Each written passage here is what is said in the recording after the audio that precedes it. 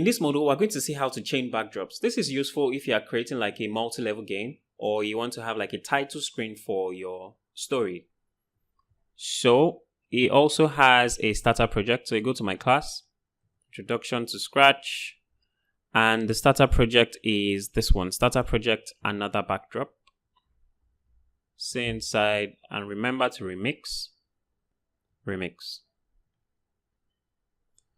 All right, so what we want to do is to have a title screen for this. It will be like a title screen that tells us what the story is about. So we're going to paint a new backdrop, right?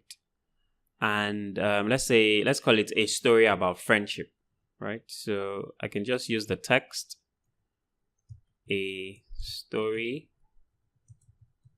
about friendship. Now let's change the font to let's say Scratch. Okay, is that fine? Or what is mystery? Okay, let's just say Scratch. Yeah, and then we can increase it like that. Good. So a story about friendship. All right, so the first thing that we want to show is this backdrop. So I can come to script and say when the green flag is clicked, then we go to looks and we say switch backdrop to, so let's call it back, let's change the name to title, right? Okay, so we come here, script, and we say to title. Yeah, so switch backdrop to title. Now we can allow this backdrop show for maybe 2 seconds or 3 seconds. Let's say 3 seconds. And then we want to switch it to our brick wall. Right. So let's look at what happens. So when green flag is clicked, a story about friendship, wait 3 seconds and then switch backdrop to brick wall. So now, can you see that Avery and Abby start talking immediately while the title screen is still showing? We don't want that. So let's go to the person who starts the conversation, which is Avery. And then I'm just going to move this down. Instead of saying when the green flag is clicked, we can use another event block and it would say when the backdrop switches to brick wall, right? So when the backdrop switches to brick wall, say hello this and then broadcast that. So let's see it work now.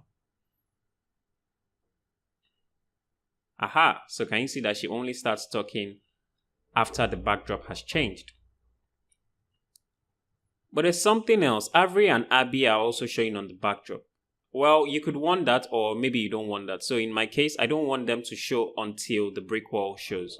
So what we can do is to add an event. When the green flag is clicked, then we want them to hide. So I'm going to introduce 2 new blocks, hide and show.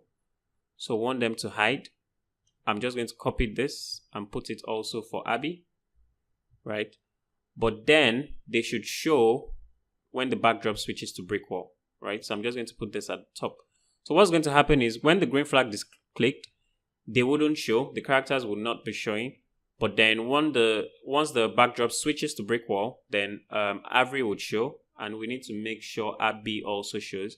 So can you see that it's all messed up right now because I copied it? One way to do that is to right click and to clean up, right? So it just arranges it neatly for you. So we can also have the event here. So we can say when the backdrop switches to brick wall, then we want to show. All right, so let's see how this works. A story about friendship, and then they only show once the backdrop switches. So we introduced a couple of blocks in this module. When the backdrop switches, the hide and the show, and then we also have some script for our backdrop. So switch backdrop to title or something like that. And the funny thing is we didn't have to add this script here. We could have added it to say Avery or Abby, because you also have that switch backdrop here. So now that you know how to change your backdrop, do you think you can create like a multi-page story? That would be very cool. So once you create your project, remember to save it, share it, and add it to the studio.